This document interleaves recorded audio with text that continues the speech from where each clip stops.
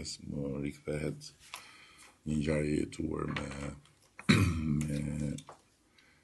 mjekën që kuronte Timbir, i cili kaloi një moment jashtëzakonisht dramatik me një kancer. Edhe faktikisht gjërat shkuan aq keq sa u fut në një koma mjekësore, farmaceutike. Edhe nuk dihej a do kthehej apo jo. Edhe ishim kështu përballë me të mbas futjes në koma. Edhe them po tani, më thot 24 orët e para, çdo lajm do jetë një lajm i keq, kështu që të urojmë që s'do kemi asnjë lajm. Po si vazhdon kjo? Se 24 orët e para, një tmerr, që çdo moment mund të ndodhi që të dalë dikush nga ajo zona e reanimacionit dhe të thotë.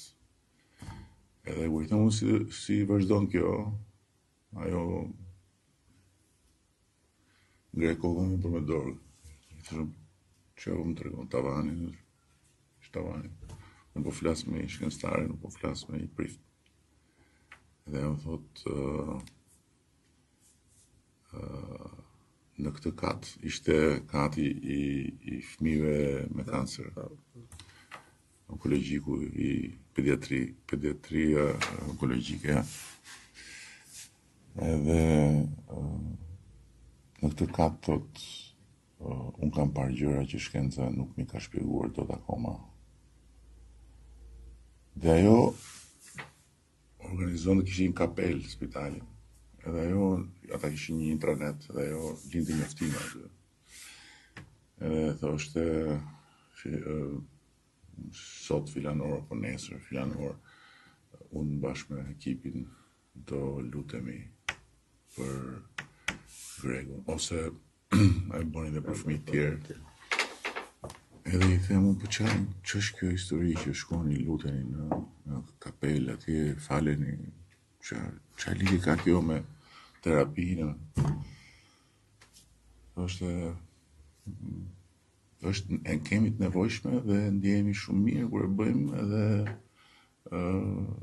marrim një energji që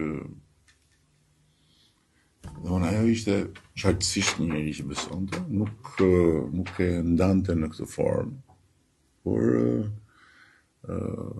thoshte quaje si duash, unë di që ka një mister, edhe nga ajo zonë e misterit vinë këtu në këtë kat gjëra që nuk kemi parashikuar dot, ose që nuk dim të shpjegojmë më mbrapa si ndodhi që dikush që u nis për mirë në fund përfundoi keq ose kundërta.